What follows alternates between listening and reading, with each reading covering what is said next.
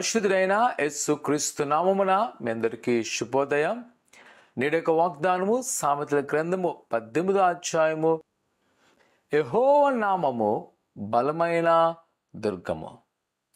ప్రియకుమార కుమార్తె, ఈ ఉదయకాల సమయంలో ఆయన మనకు అనుగ్రహిస్తున్న భరోస్కరమైన మాట, యెహోవా నామము బలమైన దుర్గము.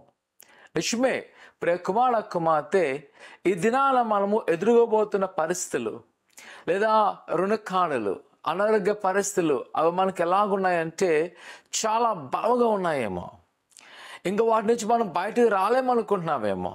అవే మనల్ని ఇంకా మనం ఎన్నడూ కూడా దేవుని యొక్క ఆశీర్వాదం చూడలేమనుకుంటున్నామేమో.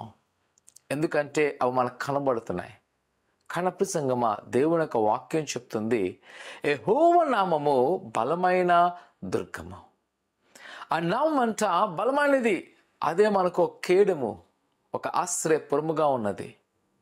ఆ నామముగా నువ్వు వెంబడించినట్లయితే, ఆ నామమున నువ్వు ఏదైతే అనుకుని ప్రార్థన చేస్తావో, ప్రియకుమార కుమార్తె, ఆయన ఖచ్చితంగా నెరవేర్చే దేవుడు.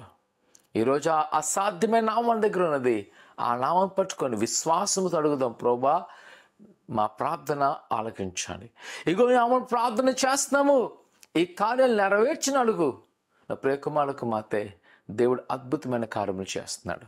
ప్రార్థన చేసుకుందాం. పరిశుద్ధుడా, దేవానికి కొందాలు. నీ నామం గొప్పది, నీ నామము బలమైనది ప్రభువా.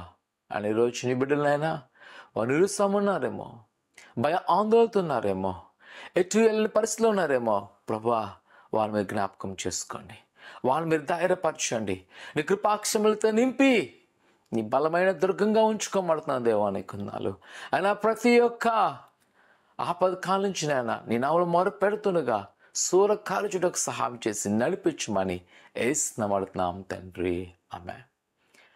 అనము గొప్పదని నమ్మండి, అనసంలో వేడుకోండి, దేవుడు గొప్ప కార్యం చేయను గాక. ఆమేన్.